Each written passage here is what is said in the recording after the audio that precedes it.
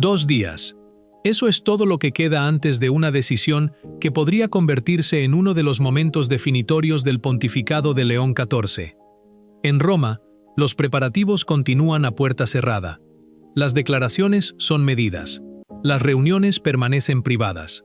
Ningún decreto oficial ha sido firmado todavía. Sin embargo, todos saben que el reloj está corriendo. En el centro de la tormenta se encuentra la sociedad de San Pío X. Muchos esperaban que respondieran con protestas, acusaciones o presión política. En cambio, respondieron con algo muy diferente. Una profesión de fe. No un manifiesto que exigiera privilegios. No una declaración de independencia. No un ataque contra el papado. Una profesión de doctrina católica. Punto tras punto. Afirmación tras afirmación. Un documento que obliga a todos a dejar de discutir sobre personalidades y regresar a algo mucho más profundo. La fe misma. Y por eso precisamente la situación se ha vuelto tan incómoda. Porque las discusiones sobre disciplina son relativamente simples. Las discusiones sobre doctrina nunca lo son. Solo quedan 2 días antes de la fecha anunciada. Si Roma procede con su decisión, la historia puede recordar estas últimas horas como la última oportunidad de reconciliación antes de otra dolorosa división dentro de la Iglesia. Sin embargo, antes de mirar lo que puede ocurrir, debemos entender por qué este momento es diferente a conflictos anteriores. Esto no es simplemente un desacuerdo entre los tradicionalistas y el Vaticano. Es una pregunta que llega a cada parroquia, cada seminario, cada conferencia episcopal y, en última instancia, a cada católico que formula una pregunta simple. ¿Ha cambiado la fe? ¿O solo ha cambiado el lenguaje? Esa pregunta ha estado presente durante décadas, pero ahora ha regresado con una fuerza inusual. Y ha regresado a causa de un documento que casi nadie esperaba que tuviera tanto peso. Cuando la sociedad publicó su profesión de fe católica, muchos asumieron que simplemente repetiría críticas familiares al Concilio Vaticano II. En cambio, hicieron algo mucho más significativo. No comenzaron con la crítica, comenzaron con la creencia. Profesaron fe en la Sagrada Escritura, fe en la Sagrada Tradición, fe en la autoridad de la Iglesia, fe en cada concilio ecuménico entendido según la enseñanza perenne de la doctrina católica, fe en los 7 sacramentos, fe en la Sagrada Eucaristía, fe en la presencia real, fe en la naturaleza sacrificial de la misa, fe en la Santísima Virgen María, fe en la comunión de los santos, fe en las 4 postrimerías, fe en el cielo, fe en el infierno, fe en el purgatorio, fe en el reino de Cristo. Leyendo el documento, muchos católicos se sorprendieron de lo que no encontraron. No hubo intento de inventar una nueva teología. Ninguna propuesta de una iglesia diferente, ningún credo alternativo, ningún evangelio nuevo. En cambio, había algo notablemente familiar. Muchos católicos mayores reconocieron frases que habían aprendido del Catecismo de Baltimore. Otros reconocieron el lenguaje de encíclicas papales escritas mucho antes del Concilio Vaticano II. El documento parecía menos interesado en crear algo nuevo que en recordar a los lectores algo muy antiguo. Por eso ha generado una discusión tan intensa. Porque si esas doctrinas verdaderamente pertenecen a la enseñanza permanente de la Iglesia, entonces otra pregunta sigue naturalmente. ¿Por qué se ha vuelto tan controvertido defenderlas? Aquí es donde el debate se vuelve mucho más complejo. Los partidarios de la sociedad argumentan que están preservando la continuidad. Sus críticos argumentan que se niegan al desarrollo legítimo. A primera vista, estas posiciones pueden sonar similares, pero llevan a conclusiones muy diferentes. El Vaticano insiste en que la tradición auténtica es viviente. Viviente no significa convertirse en algo diferente. Más bien significa desarrollarse sin contradecir lo que vino antes. Este principio ha sido defendido por muchos grandes teólogos a lo largo de la historia. Sin embargo, la sociedad responde formulando otra pregunta. ¿Puede el desarrollo parecer alguna vez contradecir la enseñanza magisterial anterior? Esa pregunta subyace a casi toda controversia que rodea al concilio. La libertad religiosa, el ecumenismo, las relaciones con las religiones no cristianas, la colegialidad, la reforma litúrgica. El papel de la tradición. Cada uno de estos temas eventualmente regresa a un asunto central: la continuidad. La sociedad argumenta que la continuidad no puede meramente afirmarse, debe demostrarse. Toda nueva formulación, dicen, debe claramente estar de acuerdo con la doctrina anterior. De lo contrario, los católicos ordinarios quedan confundidos.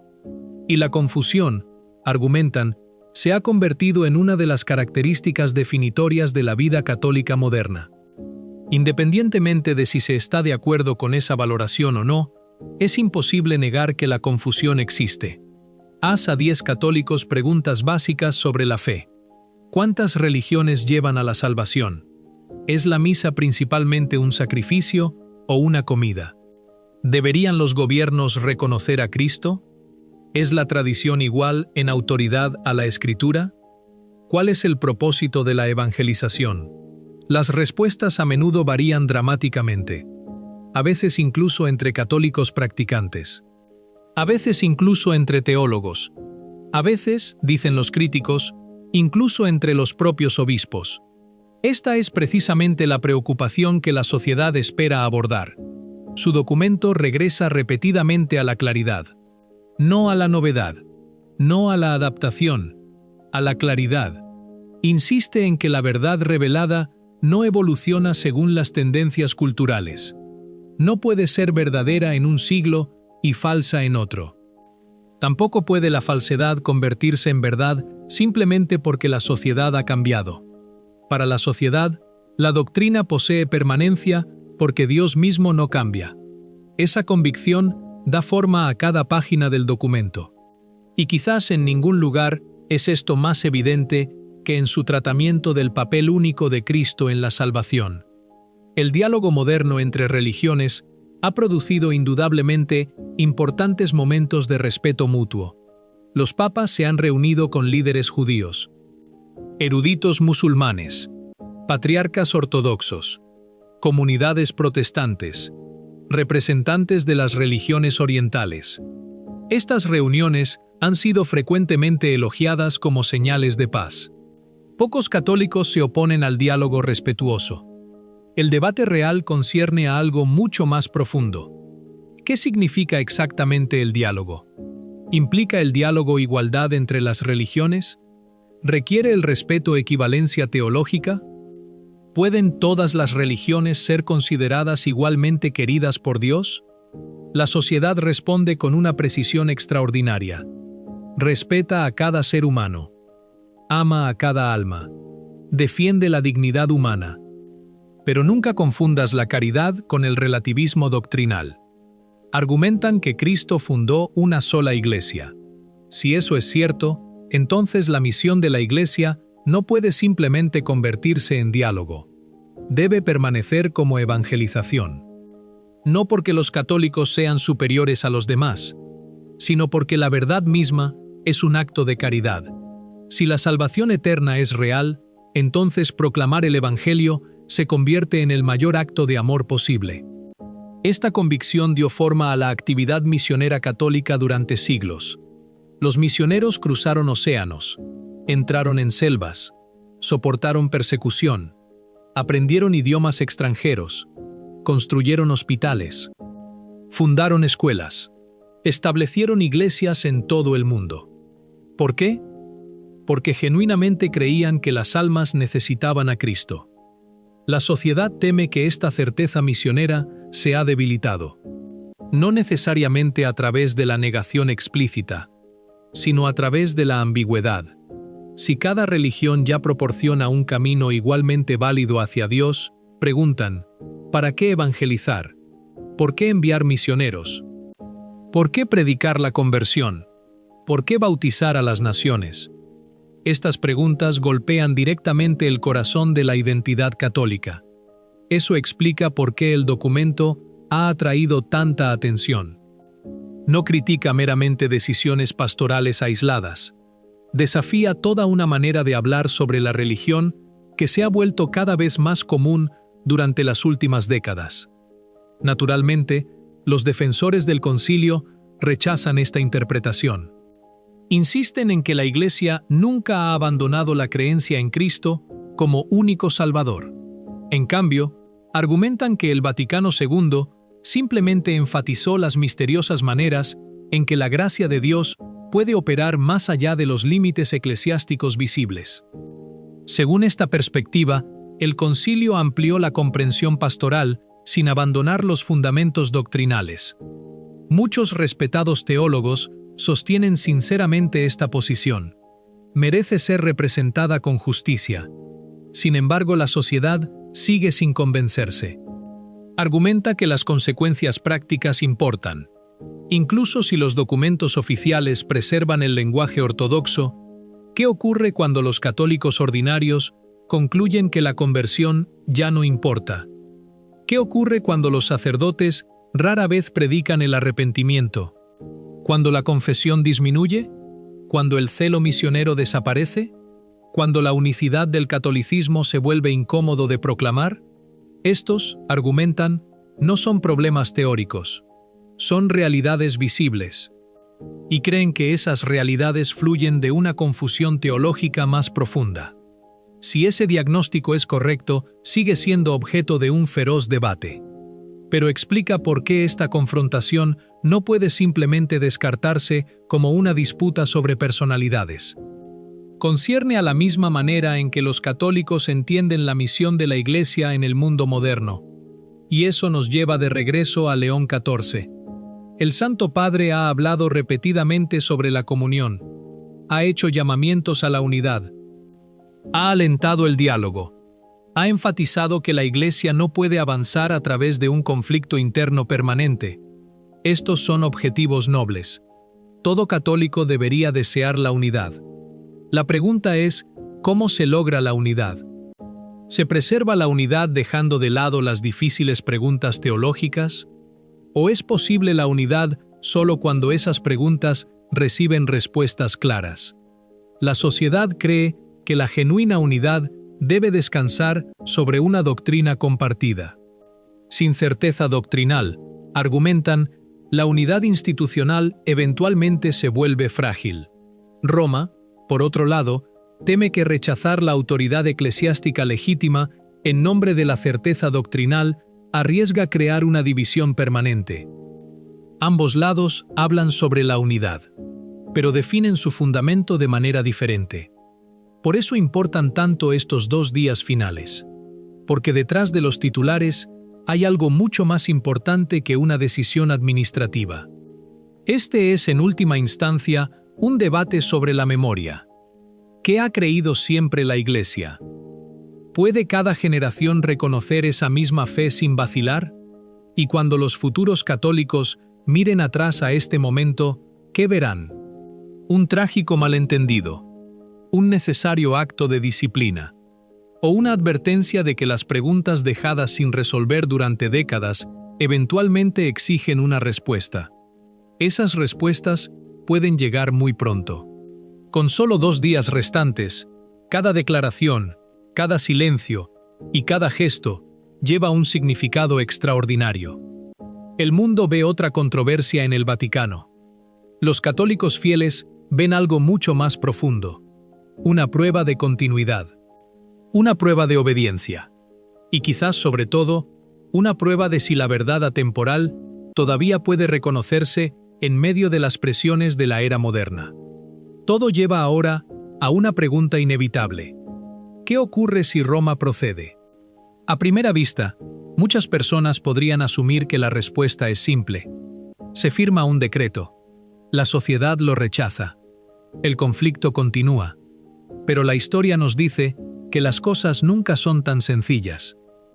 Toda gran crisis en la Iglesia deja consecuencias que alcanzan mucho más allá del momento mismo. El gran cisma de Occidente, la Reforma Protestante, los debates que rodearon al Primer Concilio Vaticano, las reformas litúrgicas después del Segundo Concilio Vaticano. Cada uno comenzó con decisiones tomadas en un contexto histórico específico. Sin embargo, sus efectos continuaron durante generaciones. Por eso importan estos días finales. No porque determinen la verdad de la doctrina católica. La verdad, según la creencia católica, no cambia según las decisiones administrativas. Más bien, estos días pueden influir en cómo millones de católicos entienden la relación entre autoridad y tradición. Esta es la tensión que nunca ha desaparecido completamente. Los católicos profesan que Cristo confió la autoridad a su Iglesia. Al mismo tiempo, esa autoridad existe para preservar el depósito de la fe, no para reemplazarlo. A lo largo de la historia, los santos han enfatizado consistentemente ambas realidades: la obediencia y la fidelidad. Ninguna puede existir sin la otra. La dificultad surge cuando los católicos sinceros discrepan sobre cómo deben aplicarse esos dos principios en circunstancias particulares. Es precisamente ahí donde la sociedad cree que nos encontramos hoy. Su argumento no es que la obediencia no tenga valor, ni mucho menos, afirman repetidamente el papado. Oran por el Papa reinante. Reconocen la institución divina del oficio de Pedro. Lo que cuestionan es si ciertos desarrollos posconciliares expresan fielmente la enseñanza católica anterior. Esa distinción es crucial, porque explica por qué insisten en que no están fundando otra iglesia. Creen que están permaneciendo dentro de la iglesia mientras resisten lo que ven como innovaciones dañinas. Roma, naturalmente, ve el asunto de manera diferente. Desde la perspectiva del Vaticano, ningún grupo puede decidir por sí mismo qué enseñanzas o decisiones disciplinarias merecen aceptación. De lo contrario, la unidad visible de la Iglesia eventualmente colapsaría. Cada desacuerdo podría convertirse en justificación para la separación. Esa preocupación es comprensible. La historia contiene muchos ejemplos de divisiones que comenzaron con sinceras preocupaciones teológicas antes de desarrollarse en cismas permanentes. Ningún papa desea ver otra herida infligida al cuerpo de Cristo. Quizás eso explica el lenguaje cuidadoso que León XIV ha utilizado. No ha hablado con ira. No ha emitido condenas dramáticas. En cambio, ha apelado repetidamente a la comunión. Sus palabras han sido tranquilas, medidas, casi pastorales. Ha expresado dolor ante la posibilidad de la separación. Ha alentado el diálogo. Y según las declaraciones públicas, ha continuado dejando espacio para la reconciliación hasta el final. Si esa puerta permanece abierta, es algo que solo quienes están directamente involucrados conocen verdaderamente. Mucho de lo que ocurre dentro de las reuniones vaticanas nunca se hace público.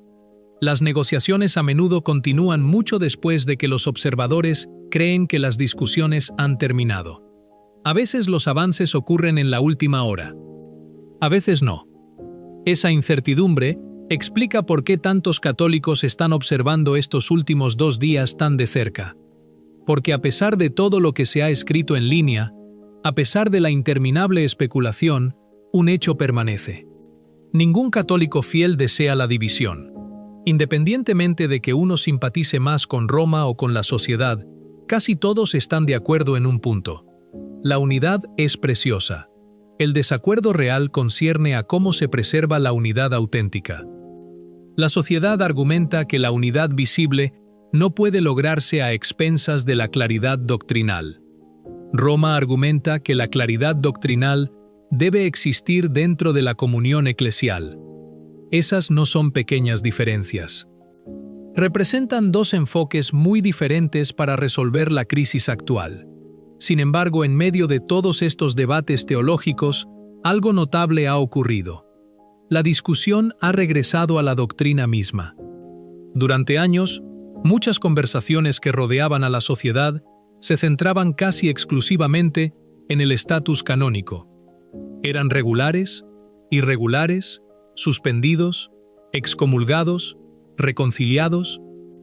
Esas preguntas legales ciertamente importan, pero la reciente profesión de fe desplazó la atención hacia otro lugar. de regreso a la teología, de regreso al catecismo, de regreso a los padres de la Iglesia, de regreso a los concilios, de regreso a la Escritura, de regreso al significado de la tradición. Intencionalmente o no, la sociedad ha invitado a los católicos a examinar los fundamentos de su fe una vez más. Quizás por eso, el documento se ha difundido tan rápidamente. Muchos católicos ordinarios han comenzado a leerlo por sí mismos. Algunos están de acuerdo, algunos en desacuerdo, otros permanecen inciertos. Pero muchos han notado algo interesante. El lenguaje les resulta familiar. Las referencias provienen de siglos de enseñanza católica. Las citas se extraen de papas, concilios, santos y catecismos tradicionales. Para los partidarios, esta familiaridad confirma la continuidad. Para los críticos, la familiaridad sola no resuelve las preguntas sobre cómo se desarrolla la doctrina a lo largo del tiempo. Y así la discusión continúa. Hay otro aspecto de esta historia que merece atención: la generación más joven. Durante muchos años, los comentaristas predijeron que el catolicismo tradicional desaparecería gradualmente. En cambio, algo inesperado ha ocurrido en muchas partes del mundo. Familias jóvenes han entrado en parroquias tradicionales. Los seminarios vinculados a las comunidades tradicionales han atraído vocaciones. El interés en la liturgia latina ha crecido en algunas regiones. Han regresado devociones más antiguas: el canto gregoriano, la adoración eucarística, la confesión frecuente, la catequesis clásica. Por supuesto, estos desarrollos no representan a toda la Iglesia, ni ocurren en todas partes, pero son lo suficientemente significativos como para que obispos, sacerdotes y teólogos los hayan notado. Las razones siguen debatiéndose.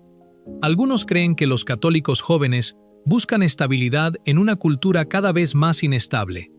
Otros creen que se sienten atraídos por la belleza, la reverencia y la certeza doctrinal.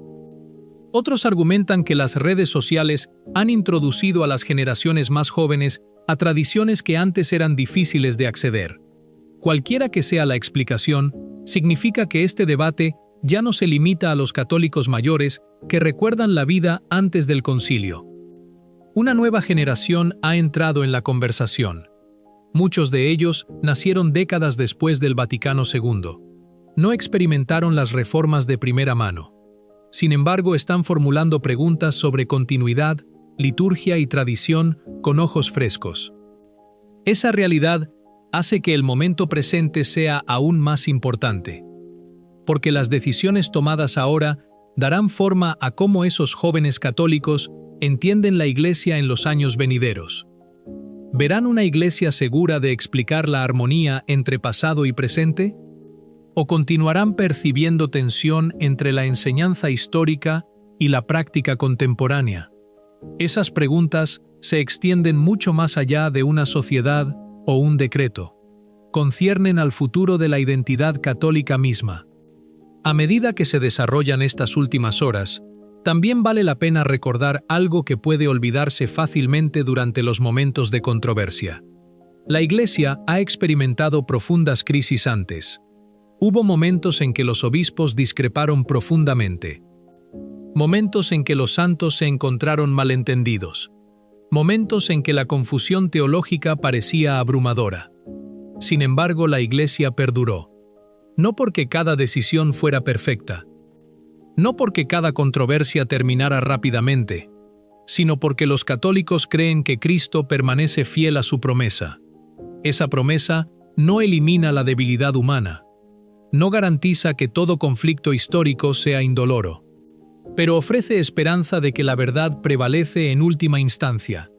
Quizás esa perspectiva sea necesaria ahora más que nunca. En una época dominada por los titulares y las reacciones instantáneas, es tentador reducir todo a ganadores y perdedores. ¿Quién derrotó a quién? ¿Quién ganó influencia? ¿Quién perdió autoridad? Sin embargo, las preguntas más profundas no pueden responderse de esa manera. La pregunta última no es ¿quién gana un argumento?, La pregunta última es si las almas son conducidas más cerca de Cristo. Eso debería seguir siendo la preocupación de cada católico, independientemente de sus preferencias personales respecto a la liturgia o la política eclesiástica. Mientras esperamos lo que estos próximos 2 días puedan traer, quizás hay una lección que todos puedan abrazar. Estudia la fe. Lee las Escrituras. Lee el Catecismo. Lee a los padres. Lee las grandes encíclicas papales. Comprende por qué la Iglesia enseña lo que enseña. Porque momentos como este nos recuerdan que el catolicismo no se sostiene por titulares. Se sostiene por la verdad transmitida de generación en generación. Independientemente de las decisiones administrativas que puedan llegar, cada católico sigue siendo llamado a la santidad, a la oración, a la caridad, a la fidelidad, a la humildad y a una búsqueda sincera de la plenitud de la verdad. Muy pronto sabremos si Roma emite el decreto que muchos han anticipado. Si lo hace, los historiadores analizarán la decisión durante años. Los teólogos debatirán sus implicaciones. Los canonistas examinarán sus consecuencias. Los católicos fieles de todo el mundo orarán por la curación. Si emerge otro camino, eso también se convertirá en parte de la historia de la Iglesia. De cualquier manera, estos días finales ya han logrado algo importante. Han obligado a los católicos de todas partes a preguntarse una vez más qué significa verdaderamente preservar la fe que ha sido transmitida desde los apóstoles. Quizás esa es la pregunta que más importa. No qué lado habla más fuerte, no qué titulares dominan las noticias, sino si cada generación recibe el mismo evangelio, los mismos sacramentos y la misma verdad salvadora confiada a la Iglesia por Cristo mismo.